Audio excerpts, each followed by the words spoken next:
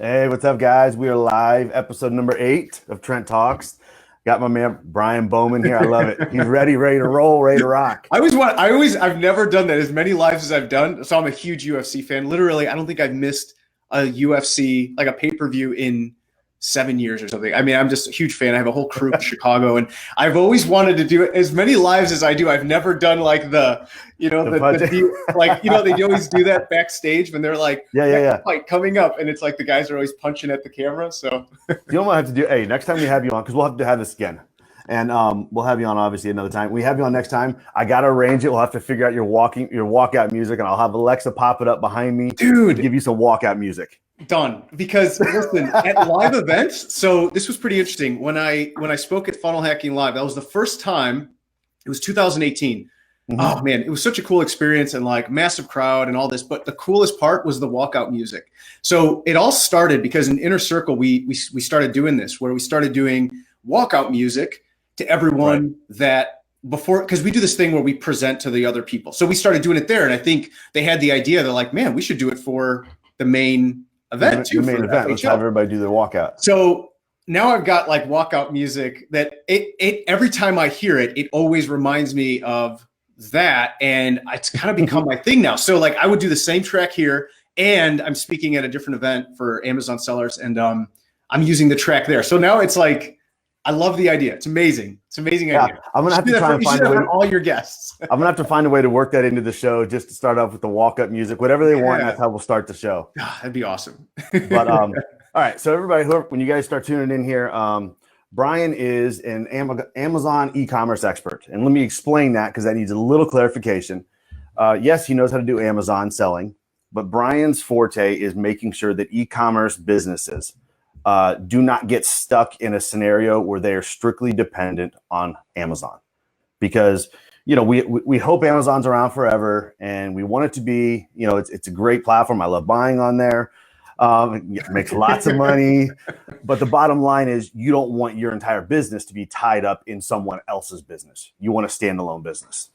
So that's why we're having Bryan here for all of you e-commerce guys out there, so that you can get enlightened as to how to properly use Amazon and still be able to capture your own audience so you have your own business. 100%. But Bryan, thanks for being here, man. Honestly, it's an honor. I appreciate it. Yeah, no, it's awesome, Trent. Thanks for having me on. Super excited for the show and what you're doing, and you have amazing guests already. You have amazing guests lined up. This is going to be incredible, and I know that you've got your business. You're successful, but it's awesome that you're doing this, and it's going to be a success. So I appreciate you having me on.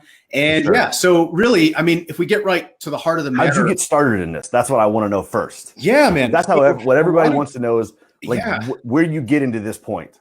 Yeah. So I guess without going too far back, and I'll kind of fast forward, but my entrepreneurial journey starts early on. Had entrepreneurial parents, kind of the same story usually here. It's like, oh, it's what we did. Coming out of high school, like I always struggled. I was a good student. I'm not that person who's like, I got D's and F's. Like I actually got good grades, but I had to try really hard. I was always thinking other things and like thinking outside of school and all that. But graduated high school, had a really hard time. I actually tried college, I think like 7 times, where I was like in and out, junior college, university. I tried and I would drop out. Like this is something I don't think I've talked about a lot, but I dropped out a lot because every time I tried. I guess the question I would ask you, like, what kept you going back to try again?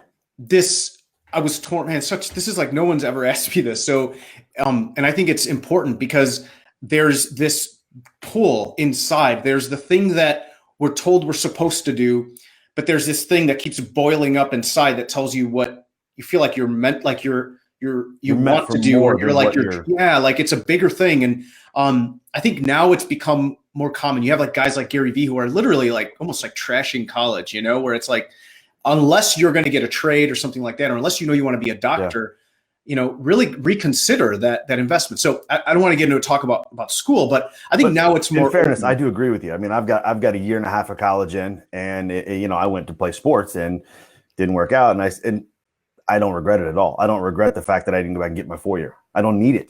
What I've learned in having my own business is, in my opinion, way more valuable. But, and it depends what the end goal is. But I mean, for me at that time, it's like 20 years ago, right? Yeah, it's like 20 years ago, man. So like it wasn't as common where it's like, yeah, forget school, start a business. There was no starting your own, like, Yeah. I mean, you could, it was probably just coming up, but it was not mainstream. Like the opportunities we have now, Right. it's an amazing time to be alive and to be starting a business. Like, anyway. No, I'm with you. I graduated in 99, so I was the same way as everything was go to college. Yeah, it was just go to college, right? And if you didn't, you were like a loser. Like, I mean, that's it. So it was this, I think it was torn because I had these aspirations. I have this thing where I'm like, I know I'm meant for more and all this, but everything's telling me like you have to go to school. So I think that's why I kept trying. All my friends are going, you know what that's like, right? Your friends are going, yeah. they're at college. And now we look back like they're lost. They don't even know what they're doing, but they're at the big 4-year school and you're thinking, man, like I'm really screwing up my life or whatever, right. So anyway, that's why there was the back and forth. But every time I would get in it, I would literally be like doodling my master plan for my business. So at 19, I start my own company. I see an opportunity to do document management for medical billing agencies. I won't get into that business. It actually did really well. And I was a young guy. Bought a house, bought a nice car. Life was good. Got married and decided wanted to not do it anymore. I wanted something bigger, wanted to play pro golf. So literally sold everything. I had been playing golf. I was good. Play pro golf. All right. I wanted to see if I could actually do it. Honestly, that was it. So sold everything.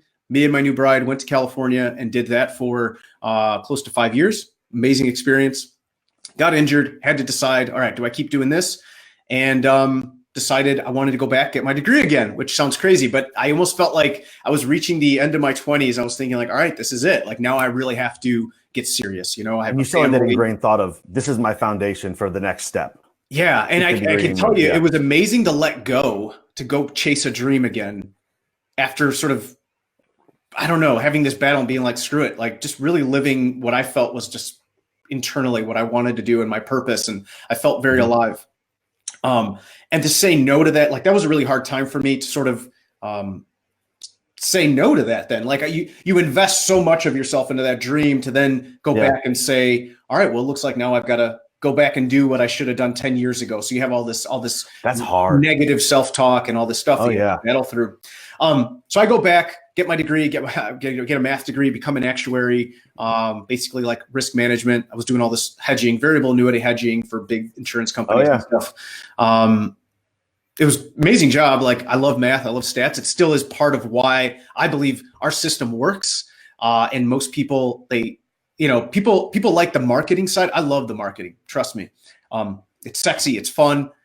But if you have the marketing and you don't have the metrics, you've only have half the story. Yeah. And a lot of people get really excited about the marketing side, right? It's sexy and the offers and all that, which I love. But man, if you're not tracking that stuff, you have no idea. You have no idea if it's working, and there's no way you're ever going to scale if you don't have the metrics. So I think that's one of the reasons why what I do works and why what our students do works and our programs is because we always have this balance between marketing and metrics. So that's something for everyone to keep in mind. Doesn't matter what business you're in. We're all in the same business. We're in the arithmetic business. That's a famous quote by Gary Halbert. And if you get that part right, Gary Halbert, yep, yeah, that dude's the man. But that's a business we're all in. So anyway, go back, do that thing. I'm in a soul sucking job that everyone outside thinks, wow, you've really made it. You really turned your life around, Bryan. You were this broke guy playing, trying to make it. Attempting to play golf. Playing basically like the equivalent of like AAA baseball, right? Really, really good, but just not quite there. And then now finally you turned your life around and I'm like, this sucks. Making great money on the outside, everything about it seems like I should be doing just amazing. But I'm literally like questioning what's the point? Like, is this it? Is this all I'm going to do? So how did I get started in e-commerce? I had been flipping stuff. So I'd always been flipping furniture on the side, like vintage furniture. We made pretty decent money on the side. It would pay for vacations, an extra mortgage payment, things like that. But then I got real serious about it and I started learning about private label and the ability to use FBA for fulfillment and how like Amazon, like the traffic's coming. This is like buyer intent. Like these people are ready to spend and ready to buy. Yeah. They know what they're looking for. So I learned that process and literally, man, just burnt the candle at both ends. I was working these 70, 80-hour work weeks. I'd come home. If I was on the road, I'd be doing it on a laptop. But when I was at home, I had a makeshift office in the basement. I'd come home, eat dinner, and from like 8 p.m. until 2, 3 in the morning, I was negotiating with suppliers in China, Skyping. Really? They're showing me samples. Like I was building this whole business like on a second. I basically had a second job when I got home. Doing whatever it takes. How bad do you want it, right? So just hustling at night, doing that, getting a few hours of sleep, and then going back to the office and doing my day job, and just transitioning out of it. And then essentially when I crossed the line where the income met income, the income, and I jumped ship early. Like I know some people always have this thing of like, when I'm making $1 million top line with this, I'm like, listen, man, if I can pay my bills, admit it, you missed the freedom. You missed that freedom of like, hey, I'm a professional golfer. I can kind of come and go as I please. You missed that, and you're like, all right, look, I got enough money to cover my bills. I'm out of here. I'm dipping. Yep. I pieced out. I was like, I got to go. And I had some other personal stuff going on too. And I knew that what was starting to happen in our personal life with my wife and her health and things like that. I knew I was going to have to make some big decisions, and it was going to take a lot more than the money I was making, and I was going to have to go all in. So one thing I would say to everyone is, if you're an entrepreneur and you want to know like the secret sauce, I'm telling you, is I've been up, I've been down, and I will tell you 100%, it's if you can become comfortable making decisions in the midst of uncertainty. It's a superpower, because everyone else is waiting for certainty. Everyone else is waiting for a guarantee. And if you can sit there in the pocket when you feel the discomfort, the fear, the uncertainty, and you can make a decision and double down and go all in, that's where tough to do though, man. That's 100%. That's why nobody does it. But that's where like the gold is sitting. And good point. If you can just seek out those opportunities, you almost start feeling weird when you're not uncomfortable.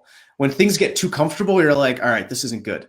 Sometimes I'm stagnating. I need to do something different. I need to change. That's exactly right. Or I've got to take bigger risks or something, because if not, you're not growing. So, but yeah, that's really the story. How I got into e-commerce, quit my job, and then it was full time after that. But in this, okay, so how did you learn to transition from, and this is where we'll go, where we're talking about from Amazon, obviously. Obviously, I know you had to at some point go through and learn all the details of Amazon, and it seems like everybody starts there. Everybody starts with, let me learn how to sell something on Amazon, or let me get into, like you said, the FBA program they have. And so how did you go from that point to saying, all right, now I need to make sure this doesn't disappear if Amazon says, hey, we shut you down, or Amazon decides to take everything proprietary and kill everybody. How did you make that transition, and when did you decide that was necessary? Yeah, I didn't really have a choice. It happened to me. So I think Amazon's a great place to start for all the reasons you mentioned. Listen, and we've talked about the traffic is there, the buyer intent is there. If you can understand it's essentially understanding SEO and like ranking. If you can understand how that game is played, writing your titles, descriptions, stuff like that, that's going to improve your search results. The traffic's coming in. Now, there is a caveat there, because PPC is a huge part of launching products, a huge part of keeping the rankings, right? You got to start the virtuous cycle. So first you have to get visibility. Once you get visibility, then if you have a good product and you have good descriptions and you get some reviews, then now it starts getting traction, and now it starts selling. It's similar to an offline business. Then a lot of times you're going to start with PPC if you're trying to go quickly, because you have no traction, you have no audience, no attention. Exactly. But the thing with Amazon is that there's a ton of buyer intent. There's a lot of trust. Conversion rates are really high on Amazon compared to like a funnel or something like that. So it's a great place to start. But I always say, no matter how thin the pancake, there's always two sides. So there's always another side to the coin. And the other side is you aren't really building a business. Like Dan Kennedy says, a business without a mailing list is not a business. And at the end of the day, I can tell you that no matter how big, how small, it doesn't matter. If you have all your eggs in one basket, if you're completely dependent on any one platform, even if you're completely dependent on Facebook, that's a bad idea. You don't want to be dependent on any one platform. So it's not so much about diversification. I don't think that's, I think we say that a lot. It's not about diversification necessarily. because you might have one or two platforms that are doing really well. It's just not about being dependent on any one. So Amazon's a great place to start and to get launched, but you want to start building your list. You want to have customers. You want to have ways to get to be able to leverage the four, what we call the eComm vital few, which are the four power levers in your e-commerce business. Your audience, your conversions, how many people are, how much of your audience is actually buying, your average order value, and your frequency of purchase. And if you only sell on Amazon, you can't really influence these two, average order value and frequency of purchase. And frequency of purchase is where all the profit is. And honestly, average order value is how you can afford to go buy more customers so that you can keep this virtuous cycle going. You can spend the most for a customer. Exactly. You could spend the most to acquire a customer wins. And there's actually that's not the full quote. Everyone just quotes that part. But if you actually listen to the full quote, Dan Kennedy then goes on to say that if you expect to make a profit on the first sale only, you will grow slowly if you grow at all. And I've actually never heard that part. No one ever says that part. I don't know why, because that's the most important part of the quote.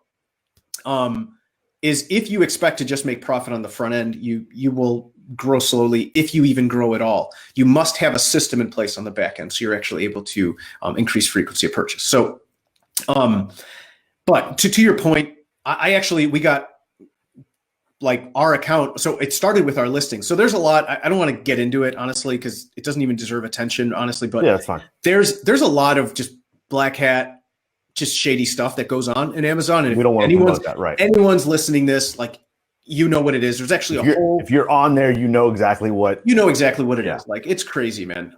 The lengths that people will go to like to hurt a seller and all that. But there's actually a whole article written in The Verge called Prime and Punishment, and it talked about it. Like, it actually broke down all the different things, and it was a really well put together piece. And any Amazon seller who reads that is like, "Yup, 100%." Like, they know exactly what it's talking about. I know exactly what that's about, right? Yeah. So one of the ones that they talk about, one of the techniques that like black hat sellers will use, or sellers without integrity that will do whatever they can. That was one of the strategies they used on our listing, and our listing actually got shut down. And before we knew it, our entire business was shut down. Wow. We had a successful, 7-figure business. It was cranking. It was rock and rolling. And this is how I supported my family, man. I had quit my job. This is what I had, 100%. So I was backed into a corner. So I knew marketing. One of the ways that we were able to launch products, and this still works really, really well, guys, is one of the secrets if you're an Amazon seller.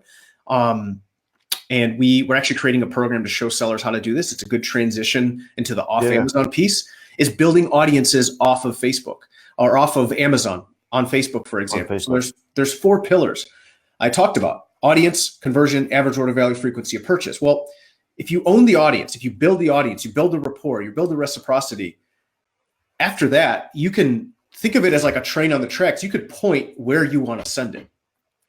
So if you're a pure Amazon seller, start building the audience, and you can use that to launch products. And that's one thing, fortunately, that we had done.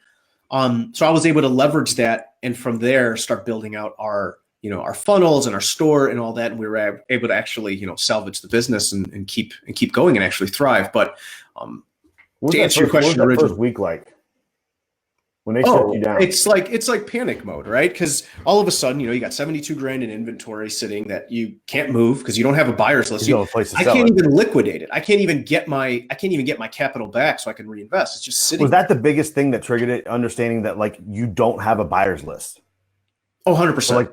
So through Amazon, I mean, yeah, you have a steady stream of buyers, and this is why we all go there first. And I know this is where your mental transition was to go offline, but you don't have a list. You can't go back to that list and direct them to new products, anything else, if you're shut down on Amazon.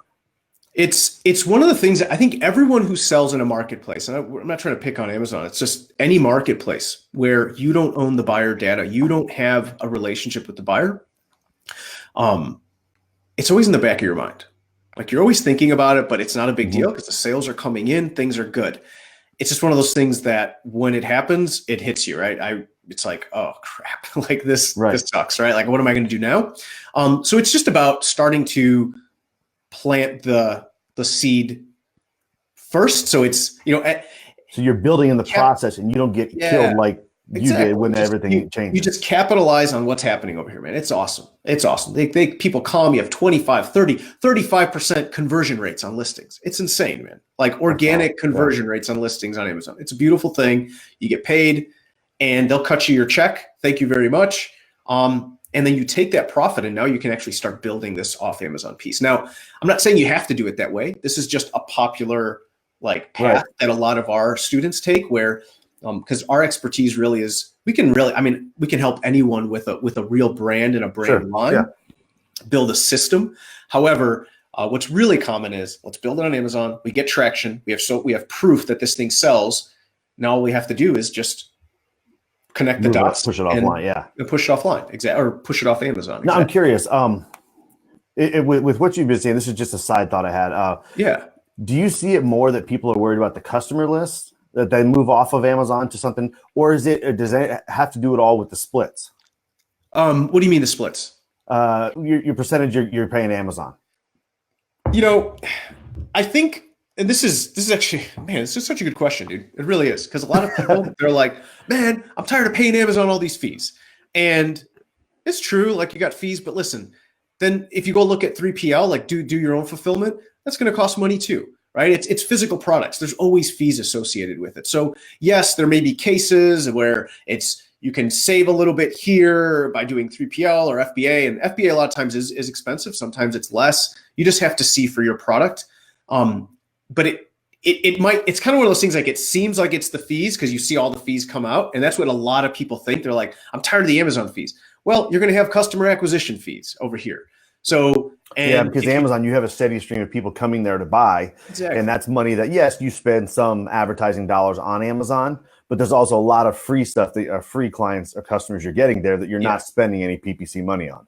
Exactly. So, I mean, the one thing I will say is if you're an Amazon seller and you want to build out your Shopify store, you want to build out your funnel, whatever you want to build out that customer acquisition system, you're not going to have to pay, and this is a little, geeky, like technical, like math talk, but love it.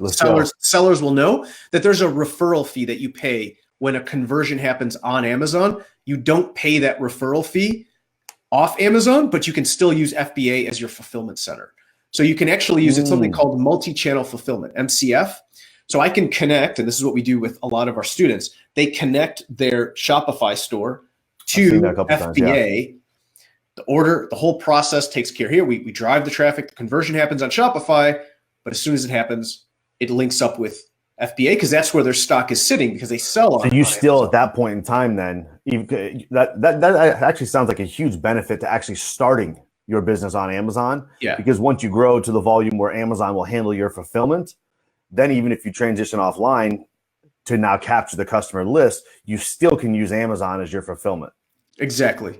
And you don't pay, there's a 15% referral fee that you pay on Amazon because the conversion happened on Amazon that you don't pay off. So that's a huge. I can also see though how you said like that is almost like your PPC number. You could easily look at your 15% as your pay-per-click advertising. That is what it was. Yeah. I mean, you can. I see it, just going back to your question, it's about the customer list though. It's about, because remember, it's not just about getting some conversions. It's not, if there's one thing I could get across to anyone who's an e-commerce seller or thinking about it, it is not about the list. It's not about having emails. It's not about having customers even. It's the relationship you have with those customers. It's about having an audience. The difference between driving traffic and having an audience is like the difference between setting up shop on the sidewalk on a busy street with a bunch of business guys walking by, a bunch of business people, and selling them, suits or ties, and having an audience in an auditorium that's like standing up applauding for who's on stage. It's that different. Now you could drive traffic and sell stuff and like hawk products, but that is not what we're talking about. We're talking about actually building an audience of people who are actually paying attention. You're building a culture. Absolutely. And if you have building that, following a culture for what you have, that comes back to, I get almost like, sounds like a word that I would use synonymous as that, is you're actually building a brand. It's, at some point, I don't know, maybe it's semantics, right? It's like, is it a brand? Is it this? Is it that? Right. I want to build a bond with people. I want to build the personal connection. I'm sure you've heard of the concept of 1,000 true fans. You don't need Yes. millions of people to be following your brand. You don't have to be Nike. That's fine if you aspire to that. But if you've got 1,000 people that truly, truly believe in your product, they believe in your mission, they believe in your propositions, your unique value proposition, unique selling proposition, they believe in the experience of owning your product, they believe that you stand behind your product, man, that's all you need. I mean, you could create a lifestyle from that. You could create a full-fledged business from that and then scale it, obviously. But it's not about the size of the list. It's not about how many customers you have. It's about that relationship. And that's the thing that you're not able to do on the marketplaces that you can do outside of them. And once you've got the audience, once you've earned their respect and you've earned their trust and the rapport is built, now you can point them wherever you want, right? Because I think that's a huge point you just made. Is we hear so much, and you being in digital marketing all the time, I hear it all the time as well. You hear people say, "Oh, well, it's just you got to get the list, you got to grow the list."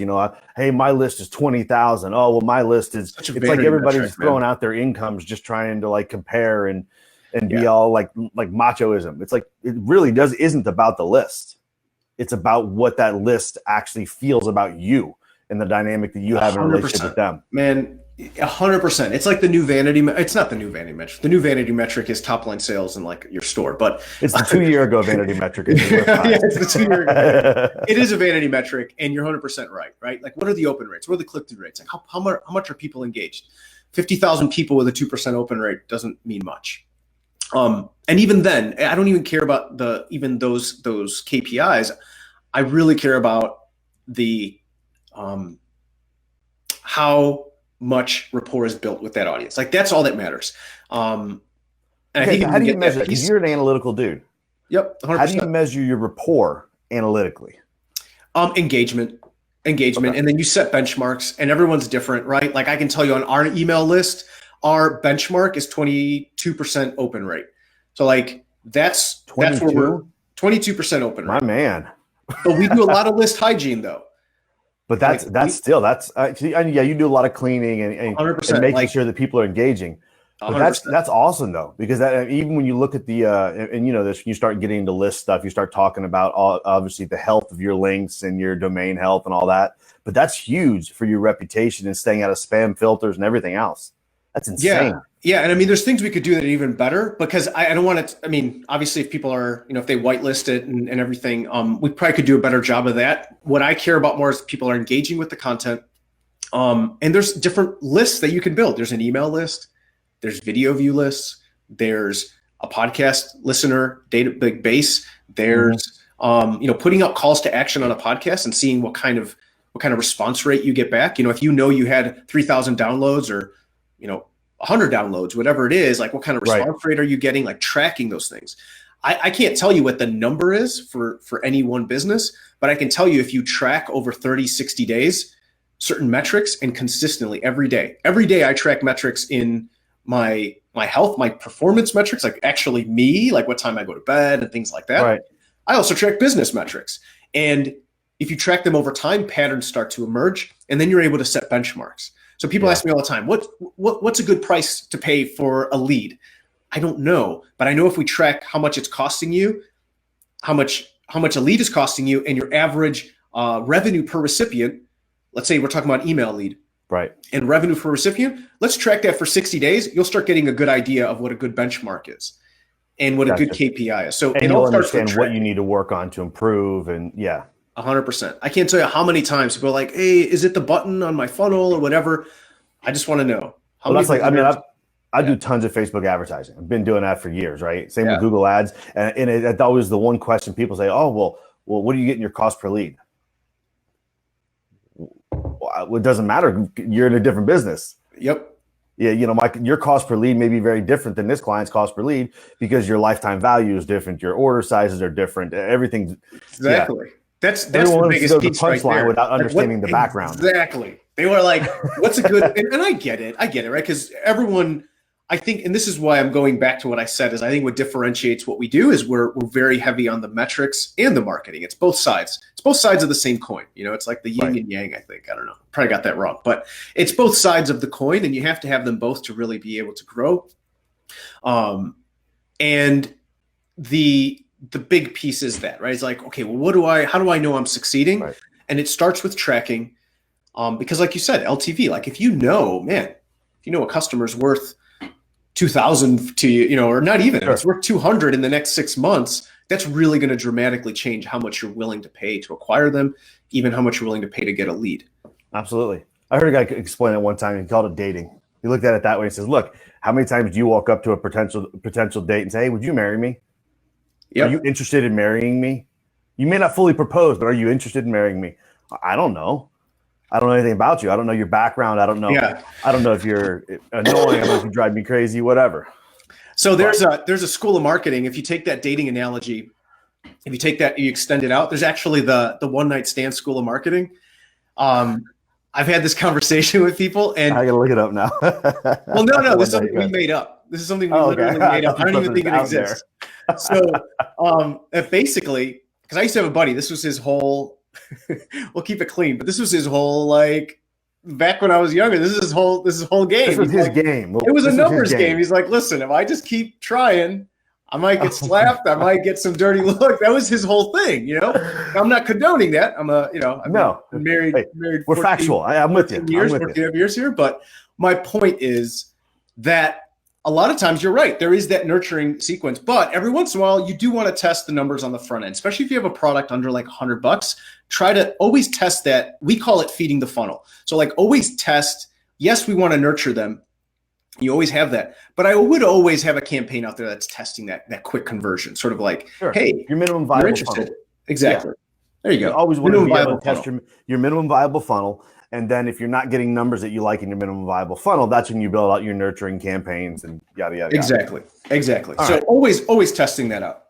All right, so we're going to dive into your strategy now, because we know strategy is fantastic, but the reason people come to you is because they need implementation help, because we know taking action is what makes results. So we're not giving away all of your information here by talking strategy. All right. So if if they're in this situation now where they're, you're 80, 90%, heaven forbid, you're 100% on Amazon, what kind of steps are you looking at to kind of start solidifying yourself and protecting and ensuring like the long-term health of the business? 100%. So the first thing you want to do is the Pareto principle holds true in every business. And if you look for it, you'll always find it. The 80-20 rule, right? 80% of our outputs are a result of 20% of our inputs, right? Of our 20% of our efforts result in 20% of our outputs, right? Our results. So you want to look for that 80-20. And sometimes it can be 90-10, 95-5. If you've got 5 products, you've probably got one. 80-20 holds pretty true. You've probably got one that's driving 80% of the revenue. We call that your flagship product. So again, I'm talking to somebody who already is selling, right? That's what we're talking about. How do you transition? Right. Step 1 is look at your products, your catalog of products, and which product is your 80-20? Which one is your winner? Because we want to look for leverage points and start there. If that's your best seller on Amazon, there's a really good chance, or on a marketplace, wherever it is, eBay, Jet, Walmart, there's a good chance that's also going to be the best front end to attract a buyer, to convert them. It just makes sense, and it's what we usually see. So that's where we're going to start with. Now, I am let's go step by step. So that's number 1, identify that product. Look at your data, figure out what that is. Identify your flagship. Okay. Your flagship product, because that's going to be the front offer. That's going to be the thing we're going to use as like the main bait to bring people in. Now, the second piece is understand your buyer personas. This is the secret sauce in terms of how do you get people to actually convert? And most people ignore this step. They just they've got their product, they try to do some targeting and try to connect the two, dog lovers, I got dog stuff, and try to connect the two. Really understand buyer personas. I like to use a Hydro Flask as an example because it's a product that everybody knows. You got your Hydro Flask, and this is a coffee mug, not a Hydro Flask, but if I had it, there's different buyers that will buy the same thing. And what I mean is you might have, if you don't know what a Hydro Flask is, basically like a thermos vacuum sealed thing that keeps cold stuff cold and hot stuff hot. And you have one? Oh. Similar concept, like a Yeti type thing where it's all insulated. Yeah, exactly. Real insulated. It's amazing. So really great branding. It's a good product to go check out. They have great branding, great product, but they have different buyer personas. So one persona might be the yoga enthusiast. Let's say somebody who does hot yoga and they want to keep their drink cold. So that's one persona. And the way you're going to communicate with that persona is completely different than the biohacker, who, I'm sure my buddy Anthony DiClementi, I'm sure he's got a Hydro Flask. And, I know he does because he was the one who told me to get one. And I've got the big 64-ounce one. Now, you're probably not going to see somebody carry this big 64-ounce thing around unless it's like a badge of honor, which I used to have a lot of buddies that were like bodybuilders. If you ever seen bodybuilders, they're always carrying around like that. They're carrying gallon jugs. I even crazily saw a dude carrying a 5-gallon, like the ones you stick in the top of the igloo machines or whatever, to the gym. They're always drinking that thing. So the reason they're going to get it, and it's almost like bragging rights. And this is getting into another thing called unique value proposition, where it's understanding how to increase the value of your product. And status, bragging rights, speed, convenience, these are all things that increase the value of your product without you having to actually increase the Makes sense. like the hard cost. Right? Yeah, you don't have to increase the price. You don't have to bundle things. Intangible values. It's the intangibles. That's really what's most valuable to people, and that's how you increase the price or the value so high that the price becomes a non-issue. But that's a different conversation. So the point is, you want to figure out. We're going to have you on here again, by the way. Yeah, that's yeah. Anyway, that's when's like the book coming? That's what I want to know. E-commerce secrets. When's the book coming? Oh man, got too much stuff going on to write a book. But, all right, go ahead. Sorry. So we want to identify our buyer personas. And again, I know this is one of those things where people know it's like the first thing you do. Who's your avatar? I promise you, if you will spend more time on this piece, it makes everything else so much easier. It's like the blueprint, because now you've got the map to follow. So now this is what happens. If you identify your buyer personas and you pick the one you're going to target. So now we're going to go after that yoga enthusiast. Now you can start thinking, why do they use our Hydro Flask? What images are going to stop them in their tracks? What testimonials are going to be congruent to their objections, to their fears, to their aspirations? Because now you're in the zone. You're like locked in on that persona. This is why you start with your main flagship product. The main product that people want, the main buyer, and that's what forms the foundation. And now after that, this may be a little menial question, and this may come from my, not knowing this part. So how are you getting your main persona if the majority of your business is you don't have the customer data coming off something like Amazon? That's right. This is like the number one thing that trips people up. So this is the number one thing that trips people up is they're like, but I don't know. So we're obviously leveraging audience insights, as you can imagine. We're digging in. We're really painting as good of a picture as we can. However, one thing that people don't leverage, I'm a huge fan of leveraging offline and online as much as possible. I think the pendulum has swung so far online that people have forgotten, like, we're people. Yeah. And there's an offline world that we can tap into. If you sell, camping gear. We're start talking brick and mortars. Yeah. Yeah. If you sell camping gear, go hang out in an REI. Hang out next to the product that's like a competing product. You sell, such hammocks. A good idea, man. You sell like free information too, dude. And you sit there and you're looking at it, and someone comes in like, "Oh man, I've been thinking about buying this. Like, what do you use it for?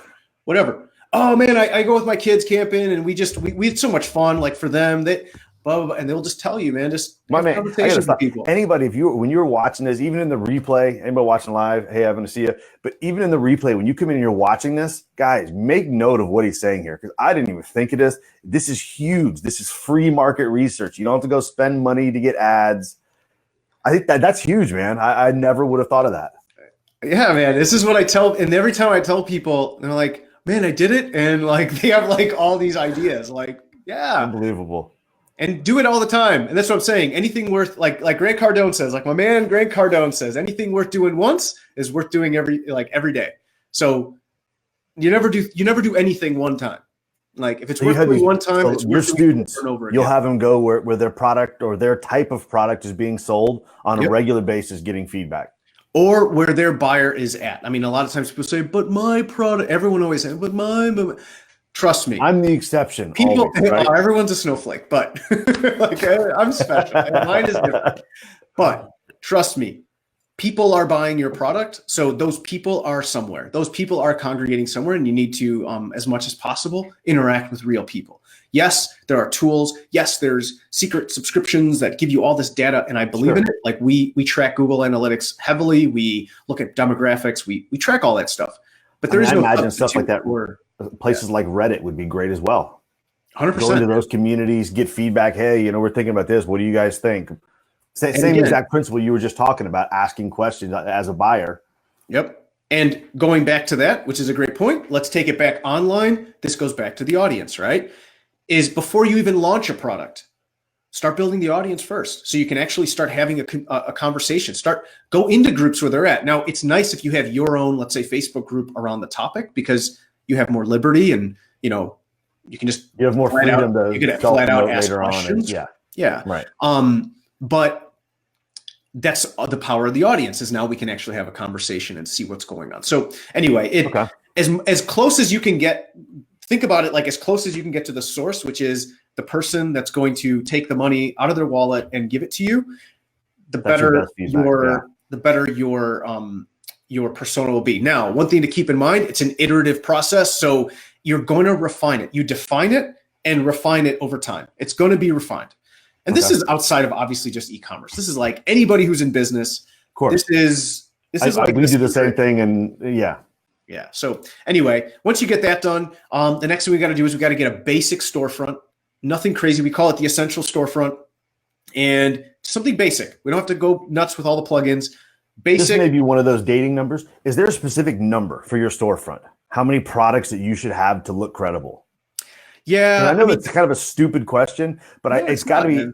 I know if I'm going to start an e-commerce store, like one of the things I'm thinking in my head is I'm going, well, do I need 30 products? Do I need like 3 good ones or 5 good ones, or is it 15? Or what's the number that makes me look like someone will buy from me?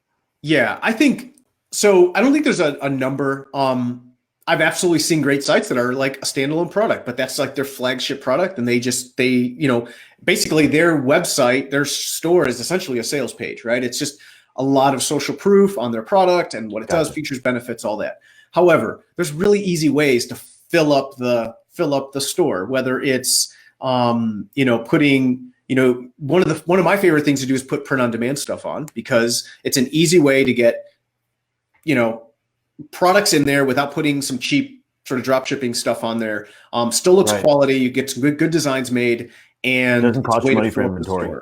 Yeah, exactly. You don't have to drop money on inventory. So that's my favorite thing. I don't know if there's a magic number, but to your point, it is important. I mean, if you got 3 products on there, then it feels a little empty, right? It's kind of like going into the clearance store and there's like 3 things on the rack, and you're like, I'm out of here. It's I think that's the concept of like, and everybody needs to understand, to sell online for an e-commerce, you don't necessarily have to jump directly into, hey, here's my full online store, like my Shopify store or whatever. You can use, we both know that you can use landing pages to create a long form sales page, 100% social proof, et cetera, and to sell just your flagship product and get everything set up before you decide to pull every other product you have offline. 100%. And that's where like the debate between ClickFunnels or Shopify. And I think you should have them both, honestly. One's a customer acquisition tool. So I call it the difference between the personal shopper and the product paradise. So the personal shopper is like the funnel, right? It's curating the experience for you, which increases conversion rates, increases AOV. But then, listen, if someone's into stand-up paddleboarding, I want them to nerd out in my store and like check out all the different stuff I have and the videos and the content. Which again comes back to building your audience. Exactly. So you may start with that initial product, the personal shopper experience, and then you want to get them into your culture, into your audience, so that they come back and fully immerse in the store. Yep. So if I was starting out, like, again, it's hard to say one. This is why in our program, in our eComm intensive, this is, we have a structure, but we also have coaching, because every product is a little bit different, has different needs. We're nimble. But for most people, pick the flagship product, define one persona you're going to go after, and you're going to become an insider and obsessed with, and tailor everything to them. And if you've got one product, if you've got a ton of products, you could probably go the storefront route. But I'd probably start with a funnel. Let's see what kind of conversion rates we get. That's your minimum kind of viable storefront. Exactly. Set a benchmark. typically, if you have an under $100 product, you can go straight to the offer with a decent landing page, set 3% as a benchmark for conversions. Okay. It's not uncommon to see 5. I mean, we got a funnel right now. It's got like 11% conversion rate. Better to shoot low and overperform than base all your numbers and everything else on a higher number and not be able to. Yeah, because you have to back into like expected acquisition costs and things like that. So 3% is a good benchmark. And just make sure that even if you only have one product, then have multiple quantities so we can encourage higher AOV. And wherever possible, just one extra tip for anyone who's got just a pure physical product, just think about it. This is one of the I've said secret too many times. It's Russell's influencing me. This is one of the. It's not a terrible thing, though. No. Yeah, so it's one of the things that we do that helps a lot is try to find a way to leverage information or digital, because it's just an immediate boost to your average profitability per order, and obviously that's like a huge competitive advantage that your competition probably isn't thinking, and they're still trying to work off smaller margins. So, and even if it's a small ebook, you charge a few dollars to go with whatever your $100 product is. Yeah. On average, we're getting 32% take on order bumps. So put something really profitable in there so that. But that was going to be I saw 2 more questions and I'll let you get going. I know we're running low on time. So that was going to be my next question. The flagship product. How concerned are you with the profit margins on that first product? Again, all goes back to how much am I paying, right? That's the thing. So I mean, like when you're saying online, if you're say your flagship product, because I know online, you're an online retail. If I'm remembering right, you'll have to correct me because you know way better than I do. Don't you want your margins to be at least 50%? Not necessarily. Standard. Not necessarily, because you could have a $10 product with you could be making $5 on it, but it's still $5. So that's what I'm saying is I could be selling a $100 product, but I'm making $15 or $20. So so you can have a 20% margin, but you're still making more money, which gives you more money to acquire customers. Okay. Yeah, the general benchmark people use. Yeah, the general benchmark people use is a 35% operating margin. That's kind of like the bare minimum for the economics to all shake out. But trust me, we had one guy who joined the intensive. He had one product, one parent ASIN on Amazon Talk, and which basically one main product. But it came in 5 SKUs, which was 5 color variations. So 5 child ASINs. Anyway, just think one mug, that the main thing, but it had 5 different colors. That's it. Yeah. So the flagship was the one color that was crushing it. We created a funnel around that. And in 90 days, he had replicated so on Amazon, I think he was doing 30 grand. In 90 days, we were doing an additional 30 on the funnel. So he literally doubled sales in 90 days. But it was a $15 for $14.99. He had $8 profit. We were acquiring buyers for $5. So he was literally profitable on the front end sale to cold traffic, and he was getting a 15% take on his first upsell. That's fantastic. So before they even saw the first upsell, he was already making money. You're already profitable. Exactly. So obviously you scale that as fast and as quickly as you can, horizontally, vertically, every way you can, you scale that thing. So, all right. One side note, don't know if you saw this news. This is the last question I'm going to throw at you. So that you may or may not have seen this. Amazon just now talking about how they're going to start banning businesses who are not selling at profit. Did you see that news? That's just came announced. I just read it online. Amazon was just saying that they're going to start penalizing or banning businesses who are selling products at a loss or break even. I thought that was interesting. I'm going to bring it up. We have actually, I've got to hop off too. We've got our call coming up, and it's basically a whole bunch of Amazon sellers that are building their brand. So I'm actually going to bring this up. I didn't see it, so I'm really curious. Okay, fair enough. I just saw it this morning, but all right. So, and I have mixed feelings on it. I don't want to make an official statement until I think about it. But my thought was initially, it's okay, it's kind of good because it protects the integrity of the price of the product, but at the same time, a lot of times if you're using it as a front end for an acquisition, does it? Because a lot of people, that is part of the strategy, and that's a tried and true business strategy, is have a lost leader, which helps people. Sounds like what they're trying to somewhat eliminate, which is weird. Anyway, so we'll get you out. Now you got me thinking. Now that I threw you for a loop. We'll have to do part 2 where we dive into 100%. the next part. So what do you got going on? How do people work with you, and where can they find you? Yeah, the first step, honestly, is I encourage you, if you want to learn more about what I do and kind of stuff I talk about, check out the podcast. It's called Marketing for E-commerce. Very very cryptic. You can't remember that? Yeah, we may have a different problem. Marketing for E-commerce. Check it out. Okay. A lot of good stuff on there, and I think you'll find a lot of what we talked about here. They're short, quick podcasts. They get right to the point, but stuff you can implement. So that's first thing I would check out. We also have a group, same name, Marketing for E-commerce. Go check that out. Dive in. Get in the conversation. I'm really active in that group. And then at that point, I mean, if you are a brand owner, whether you're on a marketplace or not, but you really have a vision for your brand, you want to scale, you're already making sales, but you see kind of a bigger picture, you're just not sure how to connect all the dots, then you could be a great fit for our eComm intensive. And then if that's something you'd like to look into, you can go to our site, ecommunderground.com, or you can go to eComm, E-C-O-M, casestudy.com, ecommcasestudy.com. There'll be a video case study, and then you can book a time to talk with me or someone on my team, and we'll just see if it's a good fit. So just to make this super simple for them, if you're someone who is selling and a majority of your business is coming from Amazon, you're probably a pretty good fit to at least have a conversation with you. We need to talk. Yes. All right, guys. Once again, it's been awesome. Bryan, thanks for being here, man. I really appreciate it. Instagram is Bryan Bowman with a Y. B-R-Y-A-N. B-R-Y-A-N, yeah. Bryan with a Y. Bowman. Again, I'm at Real Trent Evans on all platforms. It's a pleasure, guys. Until next time, Bryan, we're out. Yeah. I really hope you enjoyed and got a lot of value of this video. If you did, make sure you like, subscribe, and comment below. I'm going to be answering all the comments myself. And also, come find me on your favorite social media platform and tell me what else I can help you with.